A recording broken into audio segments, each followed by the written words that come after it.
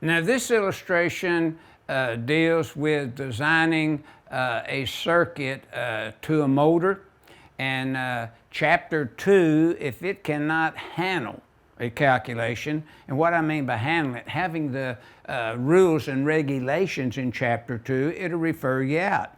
Now a good NEC loop is in the boxed in NEC loop. And notice 220.50 of the code says Article 220, Chapter 2, cannot handle the designing of the conductor's overcurrent device and all the components in a circuit supplying a motor. For conductors, we would be referred to 430.22. To size the overcurrent device, we'd be referred to 430.52A through C. To size the overloads in the controller, 430.32A1. To size the disconnecting mains, 430.109A1 and 430.110 would cover these rules. Now, we have the section numbers in the illustration reference for you.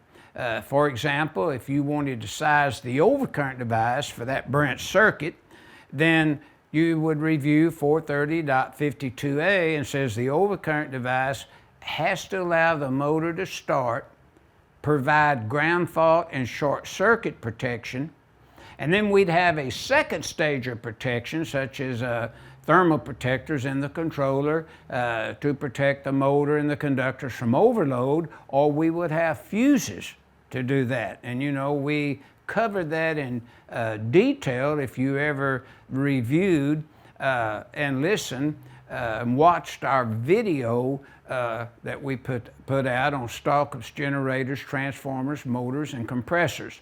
Now, the conductors, say they're THW or maybe THHN copper conductors is listed in the drawing. Then notice 430.22 is the rules for sizing those conductors, and they must be taken at 125% of the motor nameplate based upon the full load current listings in the table. And since that's a three-phase motor, that'd be table 430.250. But we know that section 430.6A1 instructs the designer of such a circuit to do just as I quoted. Now, the next thing I'd call out, notice the 310.10 informational note right under the head THHN copper conductors. That has been renumbered and relocated is section 310.6 informational note 2. So in the 2020 NEC, that section is now 310.6 informational note 2. In the 2017 NEC, then of course we'd have table 310.15B as in boy 16.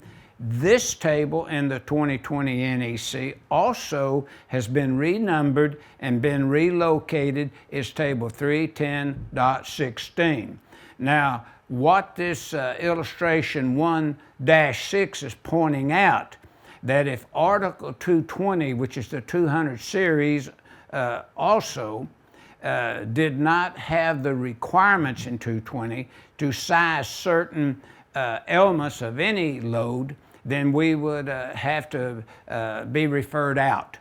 And a good place to go look up this information is 220.14 of the NEC, as well as table 240.4G.